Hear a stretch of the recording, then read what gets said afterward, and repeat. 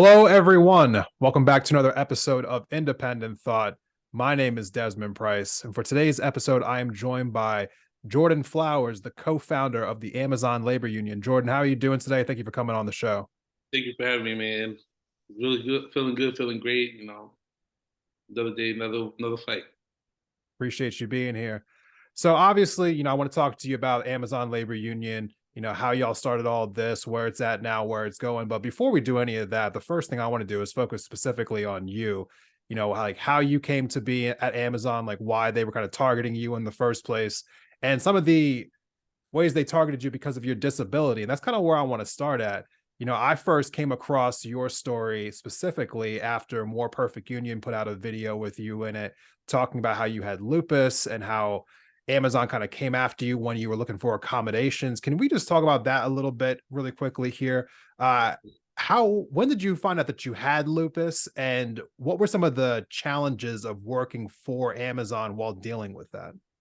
So I actually had lupus since I was 12. I'm 24 now, so 12 going 12 going to 13 years now. Um, my lupus is basically I had two kidney failures. I was at the age of 12. I had to be homeschooled.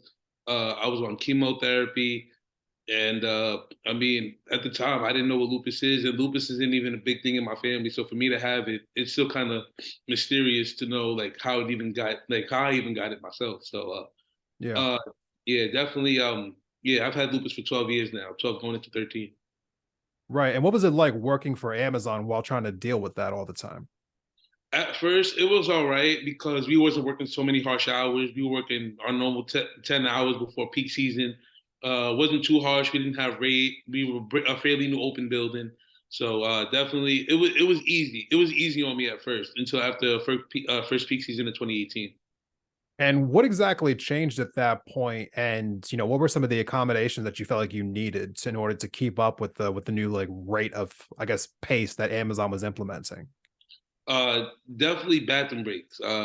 Again, with kidney failures, I have to use the bathroom a lot. I have to take a water pill, so definitely bathroom a lot. But it was being held with TOT, time off task, and to combat that, again, I had filed for accommodations on my profile. It stated that I had a disability, but Amazon has never reached out. So I already seen right there that was a red flag that Amazon didn't care about my disability. So they weren't even like willing to let you go to the bathroom without it being considered time off task. Can you just explain for people who might not Yeah. know what is time off task and how does that come into play here? So time off task, in my sense, I used to be a picker. So I used to do a lot of Amazon robotics, but when I didn't do robotics, I was a picker. So when I used to be a picker, I used to sit in the station for, again, 10, 12 hours, sitting in the station, hitting a certain rate, 400 units an hour, that even the slightest break, as soon as I stop picking and step away from my machine, you're already on a timer. Yeah. And every item you scan back to back is on a time limit. So when you scan one item and don't scan the next one for the next 15 minutes, that's 15 minutes time off task because you Wow. had a 15-minute gap period when you didn't scan nothing. So we're talking like even before shift, like you do clock in at 7:10, 7:15, and by the time you get to your station, you got pods sitting there already. And again, you're already on the time limit. Like as soon as you clock in, you do your stretches, you go to your station, then they're already clocking you from when you first pick your first item. So it was definitely like a big it was a scary tactic that Amazon was doing to make sure everyone was working and consistently not trying to take no breaks. Right. Now you had a correct me if I'm wrong here. You had a medical event in like 2019, which led to you ended up like being fired by Amazon. Can you talk to us a little bit more about how that played out and exactly how you got reinstated afterwards? Definitely. So 2019, it was the night before I went to shift. It was that Tuesday night. I forgot the specific date, but I worked Wednesday to Saturday. So that Tuesday night before I went into work the next day, I was in the hospital for high blood pressure. I was at risk for a stroke. And I had told the doctors where I worked at, and they told me not to go into work for 3 days, stay out, sorry, to stay out and, help lower my blood pressure before I see a doctor to go back to work. I went in the next day, showed HR the letter stating from the hospital I had to stay out. And Amazon coded me out. But after that, that was what started the problem. Amazon didn't tell me how long a short term leave was. I didn't know it was 7 days short term. So me taking 3 days, they tried to use my own personal time to cover for it, which I didn't have. But Yeah. again, I had a note stating I had to be out of work. And Amazon was battling me, trying to terminate me, but they couldn't because they knew the medical issue and the medical problem. Right. But for some reason, again, I'm just another human, and they can quickly reinstate me. They ended up terminating me. I filed a charge with the not the Department of Labor, the EEOC, the the Equal Opportunity Center. Sorry, to go back in. And again, I just told them the short case that I got fired from my medical issue. I just want my job back. This is the only job I could really get right now. Amazon ended up reinstating me right back at the end of the summer of 2019. Okay. And I'm gonna obviously that wasn't the first time that you've had to deal with being, being hired and fired by Yeah. Amazon. We're gonna get into that in a minute here, but let me just talk about the repercussions of not having your job, right? Because obviously, you ended up being terminated by them again a little bit later. But when you didn't have, I guess, when you didn't have access to your employment, how did that affect your ability to get the medication that you need and the ability to see the doctors you need to see for lupus? So I mean, that kind of falls into now also because due to my last termination, I actually haven't seen my doctor since. I was supposed to see my doctor at the end of September. Yeah. That's when I got terminated. So the last time I really seen my doctor was August. Wow. So I haven't seen her since then. And I don't even know if I'm on the kidney transplant list still, but I actually just called my doctor today. So that's actually good news that we even talked about this, that they're gonna end up just doing blood work for me and looking at my numbers and seeing how I'm doing from now until I get my medical insurance, which should kick in March. So Right. definitely, even with the medications was hard because I mean, at first it's easy with copays of $25. I was working, it was easy to get, but we're talking about a handful of medications, 10 to 12 pills a day. You know, Right. that like that's already a lot of money. That's probably $300 I don't even have. Yeah. So I mean, it was a lot of limitation. Personally, it was like limited my medication. So it's like kind of slowly killing myself, but like it's trying to hold on to the amount of medications I had to, what I'm saying, take on a daily. So, but definitely, it was hard trying to pay for medications and medical bills and trying to see the doctor. So yeah, I'm almost what 5 months. 5 months I haven't seen the doctor. So yeah, definitely. Right. And let me just like kind of ask you this next point. Do you believe that at any point in time Amazon really ever considered your condition whatsoever when they were considering whether or not to let you go?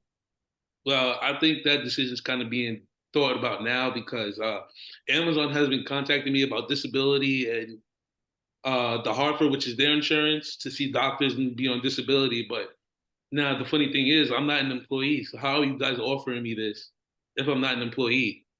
Right. It's cover up so they wouldn't get in trouble. And at the same time, it's the fact that they said that if I get my appeal, so I'm still waiting for my appeals process months later also. Yeah. And if my appeal doesn't go through, these disabilities in the Hartford is going to be pointless because that means I didn't get my job back. And I wasn't trying to lose my job. I wanted accommodations, like I stated. I was trying to keep my job, not Right. to quit. I was just trying to get what I needed. But again, Amazon terminated me, and this is what they're doing now, trying to cover up their tracks by giving me all this disability and accommodations. But I'm not even an employee. Right. So And again, just to kind of like hammer this point home, when you say accommodations, you were asking for bathroom breaks. Was there anything else that we're missing here? well, not it wasn't so at that time. It wasn't so bad. It was just definitely bathroom breaks. Yeah. But later on, it gets worse. Like now, I'm only I have to watch what I eat. I gotta watch what I'm doing inside the building. I gotta, And then we're also talking about COVID here, so Yeah. definitely definitely having kidneys failed in COVID is a big red alert. And Amazon wasn't taking care of that, so definitely, COVID was what kind of strike me to stay out of work. And then I just stayed out ever since 2020 of our first walkout. Right. Now, I want to transition like slightly here to, being involved with the Amazon labor union. Is it fair to say that the experiences that you had trying to like fight for accommodations was one of the things that led you to wanting to join with the other co-founders of the Amazon labor union? So when we before ALU, we could I don't know if I ever mentioned the Congress of Essential Workers, Okay. TCOEW. That's actually what started us. Me, Chris Smalls, Derek Palmer, Joe Bryson. That we were like-minded friends. We were great friends. We always worked together. We had the same shift. We always hang out. And one friend says a great idea, the other one says a great idea. You're a great friend. You want to tag along. I mean, that's what started us, and that's what made our friendship happen. And definitely traveling the world with them, explaining Amazon, and letting them know that the profits he's making, he's using it in his house, his super yacht, and all that. That he could give that money back to the community and help us during COVID Yeah. is what kind of struck us to also start a union, which was also the vote in RDWSU in Bessemer, Alabama. Right. So that kind of struck us home that we come home, JFK, it's our community. We already know a ton of workers, so it's like we just got to put our foot on the trenches and get our necks out there, start talking to workers. So ALU happened to be formed, and months later, the victory won April 1st, 2022. So Absolutely. And be kind of like backtracking a little bit here. I wanted to also touch on the other two times that you had to deal with being like hired and fired here.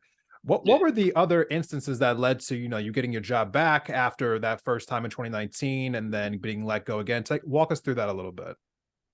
So definitely, those were all wrongful termination. So the one in 2020, yeah, June 15th, 2020, I actually got a call from Amazon HR saying that I got terminated, but they quickly reinstated me. That's just a quick sum up. Was 2020. Then 2022, at the end of September 27th, I had an award show, and I had got an email stating that I was being terminated. But they stated that I voluntarily resigned, which again, I didn't sign nothing saying I resigned. I didn't want to resign. I'm there trying to fight for accommodations and to keep my job. Right. So definitely, by them stating that I voluntarily resigned, that's another tactic that I said that's a red flag that Amazon's using anything now to terminate people. Right. So we have now a pattern of, you just trying to ask things for things, wild things like bathroom breaks, trying to provide a better work culture for you and other people who are working at JFK 8 and Amazon, quietly trying to get you out of there for X, Y, and Z reason that all seem to be wrong for terminations. Right.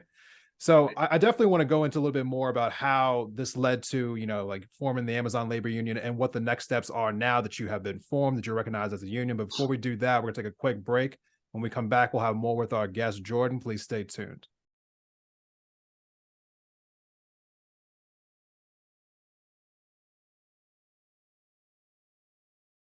Welcome back from the break, everyone. Thank you for sticking with us through this episode of Independent Thought.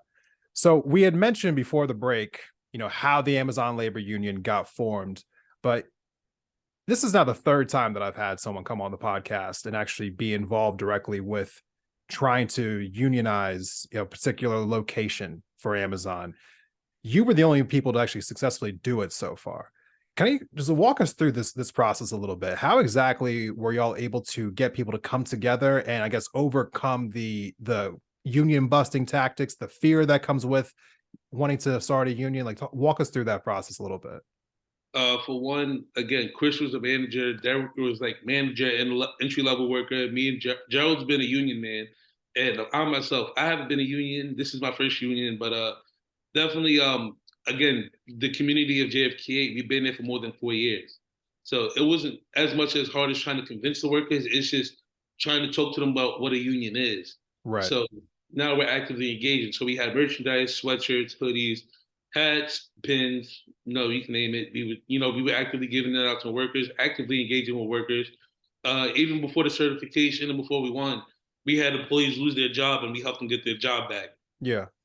Um, even hosted parties. Amazon wasn't so big on parties, but during the campaign, we'd have a barbecue. Amazon won the barbecue. We had like a movie night. They wanted to do a movie night. So they were just kind of biting off what we were doing outside, organizing, trying to use it inside. But it backfired because, again, we realized a lot of Amazon employees were scared to talk right in front of the building, Right. either right in front or at the bus stop. So our next tactic was we'll bring them away from the building. So even Yeah. before our office, we started having little events. We'll have an event in Brooklyn. We'll go to Manhattan. During our rallies, we'll have some employees come to the rallies and talk to us. And it was those little factors that just us actively engaging and showing workers how we can get their jobs back before actually being a certified union is what made our community stronger than before our election. Before we even filed for the election, it's what made our community strong. That's what I Right. like to say. That while we're actively doing this and we're actively getting jobs back and we're actively talking to workers, we're just going to start spreading it in the building. And again, like I said, I mean, at this time too, we're feeding workers. Amazon don't feed workers. Hmm. Amazon has a tendency of like bringing this trash food. I'll be so real with you. The food is trash. I'm like, Thanksgiving, I can't even tell you what the hell they were feeding their employees, but I can tell you that we had like again we had gave out food for Thanksgiving. We had a holiday party. We made sure that these workers were actively getting fed and not BS around. So Right. that's what really made us helped us win, I should say. Let me go a little bit further with it. I'm sure that the part of the process of trying to cultivate relationships, you got to talk with people, ask them like what's important to them, so on and so forth. When you were talking to people who were kind of like on the fence about wanting to actually like vote yes and become part of a union, what were some of the things that people were telling you were some of the like their hesitations, and how did you find a way to convince them that a union was the right move? So it's kind of a back and forth thing. So with workers voting yes, but we're scared to vote yes, it's because that with Amazon, if you say the word union inside the facility, it's like an automatic termination. It's like the curse word you never want to say in church. All right. So Let me stop you really definitely quickly there. Isn't that illegal? yes. But Amazon got billions of dollars, so they don't care. Okay. Actually, it's funny that you even stated that. So, fun fact: in the congressional hearing they had in 2020 or 2021 with all the major companies, Yeah. Amazon stated, Jeff Bezos stated that they make their own policies that could comfort them and not the workers. So basically, if I wanted to change, if me and someone got into a fight and I wanted to change the rules, I had the right to do it because I don't know my own policy, and Amazon just does it to, how can I put it? They do it to where it benefits them over anyone else. Mm. So he don't even know his own policy. So that's where I'm really trying to get through. So with Amazon, they again with the voting yes, workers were scared that if they voted yes, that they'll lose their job. So to counterfeit that was the merchandise. So with us wearing our shirts inside the facility before everyone really started getting shirts, Amazon couldn't mess with us because we were active union, not active union, but actively organizing. So they couldn't. So what they did was they put a thing where there's a policy where you cannot organize on your day off. Or if you come into work that same day, you only have 15 minutes to come in, 15 minutes to get out. So that's how they started. But again, once we started filing ULPs, which is unfair labor practices with our lawyers, and we had workers start wearing their shirts, we seen that Amazon started falling back because of course, they don't want no more lawsuits. Right. Sorry. So definitely sorry, I lost my track. Yeah, definitely them using the shirts was a great factor for them to be protected and not be scared to unionize and organize. Yeah. Now, obviously, you did win your election back in April of last year, and just recently you got recognized as an official union. So let's go out into the future a little bit. Now that you have been recognized, do you believe that Amazon is finally going to come to the table and recognize the ALU and try to, like organize, well, try to like help you negotiate a contract? Personally, no. We're talking about a billion-dollar company who's prolonging this court system as long as 2020 when we first Right. started. But at the same time, legally, because we are certified and we are the official union of JFK, they have to sit down with us. They have to legally sit down with us.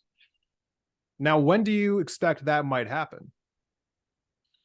Could be next month, 2 months, but I mean, right now we're planning pressure on workers to, start stepping up if they want to be in the union more involved. That would help us get closer to our contract bargaining because now we have more voices inside that building who will stand up for workers and workers who will stand up for themselves to, you know what, if I don't want to be here, I want to walk out until I get a contract and better wages and better sorry.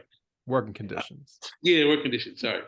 No, it's okay. Let's go into that a little bit because I'm always interested to know what exactly a fair contract looks like. So when you're going to go sit down with Amazon, you're going to start talking with them about what exactly the stipulations of the contract should look like. What are some of the key points that you're hoping to bring to the table for protections for workers at JFK 8? So for one, definitely proper PPE, better protection, better COVID testing. Still, even though they say COVID's over, people still catching it to this day. Number two, definitely higher wages. So we actually starting a campaign now called Fight for 30. So Fight for $30. We're talking about Mhm. a corporation who made billions of dollars in the last few years. Yeah. Billions of dollars as we speak. Just say it like that. Billions of dollars as we speak. That these workers should be able to make $30 an hour. We're talking about we living in New York City where living wages is rising every year, Right. and it's hard for people to maintain a home, an apartment, condo, wherever this living situation is. That a fight for 30 should be better, and we know, but at least that if we push for 30, that Amazon knows that like we need this community to come back to the community. Right. We need that. These workers are working hard every day. Family, moms, dads, kids, going back home to their parents. That they deserve higher wages where they live. So definitely fight for 30. And the last one, definitely equal opportunity for everyone. That Amazon has a tendency of having a lot of white managers during the day shift, and then colored overnight, and that most managers that are colored during the day or assistant managers, that they should have the opportunity to be a regular area manager. Mhm. That Amazon doesn't give that to everyone because they have a lot of favoritism. So they'll pick and choose who they want to move up. But Right. we're talking about like myself. I was their best technician. I've been trying to get promoted. They didn't want to give it to me. They wanted to keep me at an entry level work. But even as we speak now, there's been workers getting terminated at like $22, $23 an hour just because they capped out and they're not trying to promote them. So what they do is they terminate them and then rehire them back at $17. Wow. So this issues that we're talking about with Amazon, unfortunately, it's not unique to them. We're seeing similar practices. I saw workers going on strike last year that were working for Frito-Lay, Nabisco. I mean, just companies across the board trying to organize for better, Trader Joe's, Apple, REI, so on and so forth, Starbucks, obviously. Does the ALU have any interest in helping workers unionize that aren't Amazon workers? Is that something that's down the line for y'all? Or are you just going to always just be a union for Amazon workers? Well, we will be workers for Amazon work. Yeah, we'll be a union for, but we've been in touch with Home Depot workers trying to unionize. We had Starbucks workers union. We've been in contact with a lot of outside unions that also want our help. So we do show support, and we do step out on a picket line if they ask us to, and because their fight's our fight and our fight's theirs. So we're all in this is one. I'm going to ask you a question that some people might get annoyed by, but I think it's an important question to ask. A lot of times when people who, kind of in and out of politics, they'll ask a question like this. They'll be like, hey, if the job's so bad, why didn't you just leave and find another one? And so I always think it's important to ask people that question because I think people should hear the answers to why people choose to stick around and organize and, versus just leaving to find something else. Definitely. I mean, I could say it again. I was 18. I was making almost $700 a week. This was my first full-time job, and I'm talking about insurance, stock unit, even retirement funds. What do you call it? A Fidelity 401k. We're talking about this at the age of 18. Like that's spectacular, but at the same time, that I needed the money. I live by myself. I had my mom and dad with me, but they both moved. I got animals to feed. Like this was the only job that was putting a lot of food and money on my like clothes on my back, food on the table, and food to feed my animals. So, I mean, yeah, there were times where I wanted to quit, but there was times like I was like, I have to just stick through it until I find something else. Right. And lastly here, what is like the number one takeaway you want people to have from this conversation in regards to your story, Amazon, and what's going forward for the ALU? One thing is definitely for me, I would say customer wise, like just watch how just think about all the problems we go through on the daily inside these facilities. That we really slave these hours to get you your products, the orders you order online, and it's not that we're saying not order, but just limit the orders because COVID's still around. COVID lingers around on boxes for 24 hours, so that we're bringing it to your community. Like we're honestly delivering this virus to your community, and around the time like we were trying to limit that. definitely support your local business. Like, go out. I know you can get anything from Amazon, but the same thing you can do on Amazon. You can go right to CVS. You can go to your local deli. You can go anywhere. Just grab it. That puts back money back to your community. You feel good to put it back there. Whereas, you're putting money into a billionaire who don't even care about his own employees. So that's one thing I really want people to take away from this.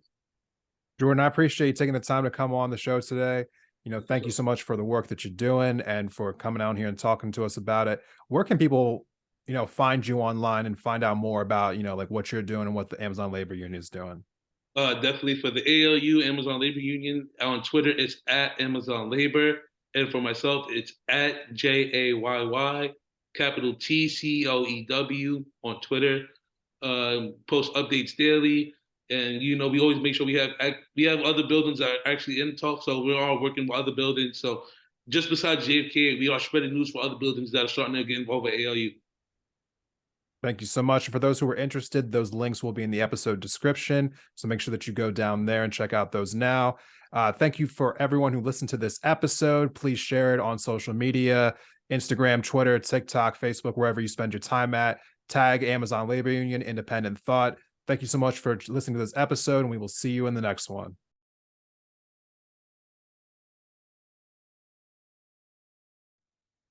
All right, so we are here for another one of these epilogue conversations. Jordan Flowers still with me here, talking about, well, some things we didn't get to in the regular episode. One of the things I wanted to ask you about is the fight for 30. I'm sure that some people, they might hear that and they might get like, oh, like people are asking for too much money, or, saying like, this is the reason why we have inflation, or, like these workers don't deserve all this, like how do you handle that type of nonsense? Like when you hear people, like have those types of criticisms when you are asking for $30 an hour? Well, I mean, I'm looking at them like, at the time, a lot of people wanted to work, and I know a lot of people want money, especially working during COVID. Yeah. So, I mean, you're talking about again $1 billion company that's making all this money right now as you speak, and you're saying that you don't want that extra $6, $7 that he's making in your pocket, which could benefit you later down the road. You Right. know what I'm saying? We're talking about every dollar counts for every worker inside JFK, everywhere in the United States or outside that.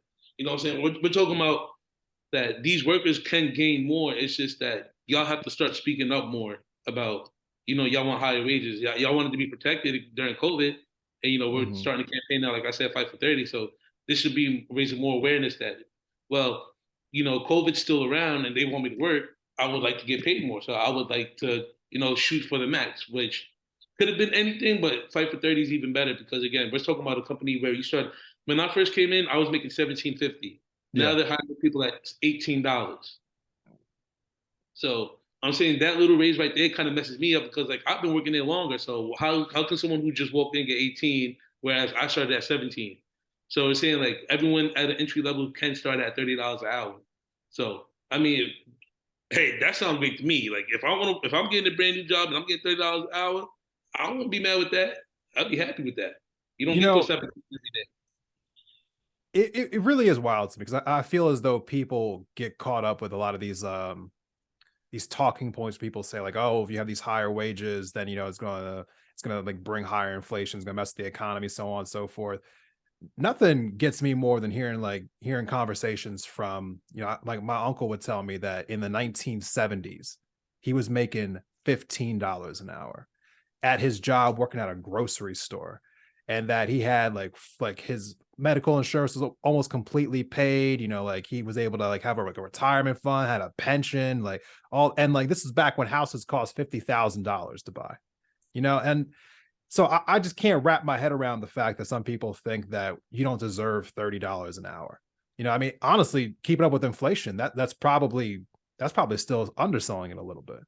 Definitely. I mean, we're also talking about employees that have to travel. So these people who making $700 a week have to take at least $100 every month to travel with. Talking Right. about bus, ferry, train, cab, whatever the case may be. That what I'm saying, you shouldn't. You shouldn't be thinking like, oh, I had to just use my check. Whereas you be like, you know what, like a company like Amazon should be giving me more money if I'm traveling almost 4 or 5, well, not 4 or 5, that's crazy. 2 hours, almost 2.5 hours to come to there, 2.5 hours back. So we're talking about 5 hours there and back travel time. Right.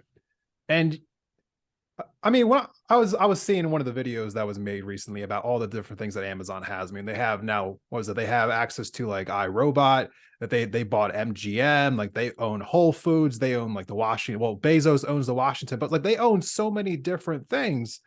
I mean, this is a company that what makes, I mean, how many like hundreds of billions of dollars like consistently all the time. I mean, they can afford it, right? So it's not even really asking that much.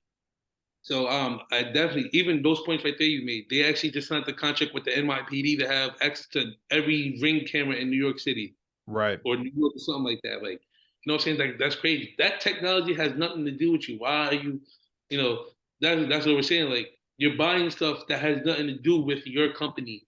You know what I'm saying? Like, that money can be brought back to the community. Right. Like, buying ring cameras must be important. These super yachts going into space. I mean, Yeah. I mean, I even saw that they actually were thinking about buying an airline over in India. like, that's crazy. Even to go off Jeff Bezos, we're talking about the other three who was in the spaceship with him. They all Yeah. got $100 million. We Yeah. haven't heard what they did with that money. They're talking about donations. We haven't heard one donation they made. You know, So I just I don't know if I want to go down this road or not, but it does bring into a conversation about should billionaires even exist? Or I mean, like, or can they exist in this climate? Because it feels as though the the country is set up to constantly insulate them from having to really be taxed whatsoever. I mean, they are able to hide so much of their money that they effectively pay less taxes than you or I do on a given day. And I don't know, like, how do you even? I mean, how do you even have any kind of negotiating power with these people? You know, like when you do come to the table with them. well, definitely, it's the way you approach it. I mean, you're not gonna approach someone outside like, yo, I want this, this, this. Like, Right. I mean, you're not gonna get it like that. I mean, obviously, you got to sit down. You have to talk about it with the organizing team. You have to talk about it with the community inside JFKA about what their demands, whatever they want to see on that contract. That's how we have to bring it to the table. Like, now we have to get all these workers involved in the bargaining contract to see what they want, like, again, on the table, so that when we bring it to them, it's not that we're just asking us Yeah. personally. It's these is what the workers in JFK want, bing, bing, bing, and this is how we're bringing it to the table for you. So again, you got us at $15 or $17 an hour. We want to fight for 30, so we want to shoot for $30 an hour, Yeah. and then that's how you start bargaining. Like, you can't just say I want $30 an hour and clap your hand and think everything's gonna be done. But it's definitely you have to sit there and obviously negotiate. Now, they of course they're not gonna try to say 30, but they can shoot for 27. But that's higher than what we were getting before. Right. You know what I'm saying? So it's just it. Even I like the question you also said that can we live without billionaires? In my end, I would say we would have to, because I mean, think about it. The stuff that they bring to the table already, you know Yeah. what I'm saying? Anyone could have thought about it. It's just they just did it on their time and they got it out there more popular than anyone. Right. So definitely we are going to live in a world of billionaires and we do need them to sustain, but it's how that billionaire is going to treat his corporation and his team and his workers who work for him anywhere in the world. Yeah. Now I've been following a lot of different stories over the last, couple of years, because when the Bessemer vote first came up, I was talking about that on my podcast, seeing things over the years about, Amazon drivers having to like, pee in bags, shit in bags. I've seen people in warehouses in Tennessee having to work in like areas that were like 140 degrees, even that story that we shared on Instagram recently about the worker in Colorado just dying, them just like putting boxes around him. Like the question that I'm thinking is it should we be boycotting Amazon? Or is that counterproductive to what the ALU is trying to do? Because if you have people boycotting Amazon, doesn't that directly affect your like bargaining ability with the company? Like, where do y'all fall on that line? No, that definitely helped us to bargain. When customers start buying and Amazon stocks start going down, they're gonna figure out what's going on. They're gonna see internally these warehouses ain't working because customers ain't ordering. Yeah. So definitely that benefit us. Again, how can I put it? Even with damn, I just got sidetracked so bad. Uh, damn, you hit me with a good question. But So yeah, definitely with customers boycotting Amazon and making them lose profits, it definitely benefits us. And that's what gets these big corporations to listen to us. yeah. It's definitely how And you do. so I've always been wondering about that because I was like, oh, maybe it's counterproductive, so on and so forth. But I got to imagine with all these different stories coming out, there has to be other, I guess, warehouses that have been like coming to you. Has it been a lot, or has it been like, I guess, like not as much because people are afraid of Amazon kind of like rolling in the tanks and starting like doing the union busting campaign? Like what's it been like underneath? Well, all right. So now I can go back because I remember what you said. So definitely, yeah, with all this, definitely boycotting and all this, definitely, yeah, because Prushan Brown, that's the lady we always mention, we always bring up in rallies. Our offices of the Prushan Brown Hall. Uh, she was an Amazon worker who was testing workers, who was not a doctor. She passed away from COVID. Even the guy from Den 4, the elderly guy who passed away, and the managers covered him with boxes. You Yeah. know what I'm saying? This is real background stuff Amazon does. Jacksonville, Jax 3 is another facility. They had a shooting back in 2020. You know what I'm saying? Like we're talking about a corporation that doesn't even protecting their own workers. They Yeah. rather protect their profits for their workers. So uh, to see them boycott, well, to see everyone boycott Amazon wouldn't affect us. But definitely, it'll bring a larger fight to the table with corporations starting to really listen. Yeah. And have other people been like reaching out to y'all recently about wanting to like organize their warehouses? Has it been like a lot, or have people been kind of shook by the idea of Amazon kind of like coming in and union busting once someone showed any interest in wanting to unionize? So now, it empowered more workers to unionize. So we actually have another facility in California, ONTA. Their lead organizer in the net. They're actively organizing day and night.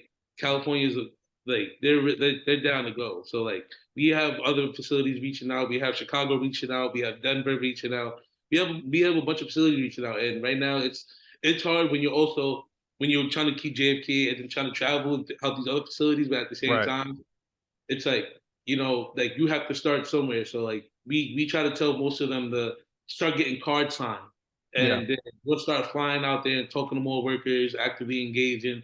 Again, same tactic we did in JFK, and this what makes this what helps build the community inside of whatever facility we're voting at. I mean, working at. So this is one of the last things I want to ask you. How are y'all funding all of this? I mean, like, are you just like doing this all with like donations? I mean, like, is there any kind of like income? Because you don't have a contract yet, so you don't have any income coming in the traditional like labor sense. So how is the ALU operating all this right now? And what are some of the other challenges that y'all are facing as you're moving forward? So I always like to bring this up in any interview that when we first started as the Congress of Essential Workers, me, Chris, and Gerald were all unemployed. Yeah. So we're talking about the $600 a week with unemployment, all the perks and all that with unemployment.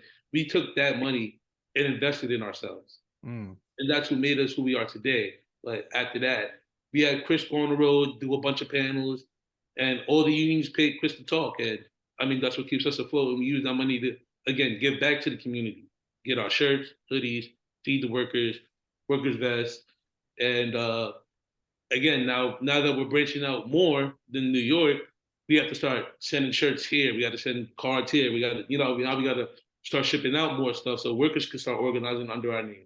So okay. definitely with Chris on the road and talking a lot and speaking at panels, that's how we mostly get funded. Okay. So, for those who are listening at home, like, is there a way that people can donate to you, well, to the Amazon Labor Union if they want to support what y'all are doing? Definitely, we have the AmazonLaborUnion.org, AmazonLaborUnion.org. That's our official website. You can always go down and we have a GoFundMe. I believe at the bottom of the page, it's somewhere in the page. I still haven't seen it myself. I'll be honest with you. Um, but definitely, when you check our page out, I mean, yeah, it'll show you how to donate. And honestly, like I said, we use that money to give back to the community, shirts, food, whatever we can do. Jordan Flowers, again, thank you for coming on. Thanks for doing this like after portion with me. Yeah. Yeah, man. just one more time, where can people find you and the Amazon Labor Union at online? Again, on Twitter at Amazon Labor, and then myself is at JAYYTCOEW, at JAYYTCOEW. All right, everyone, go ahead and check out those links in the episode description, like I mentioned before. And thank you for checking out this episode. We will see you all in the next one.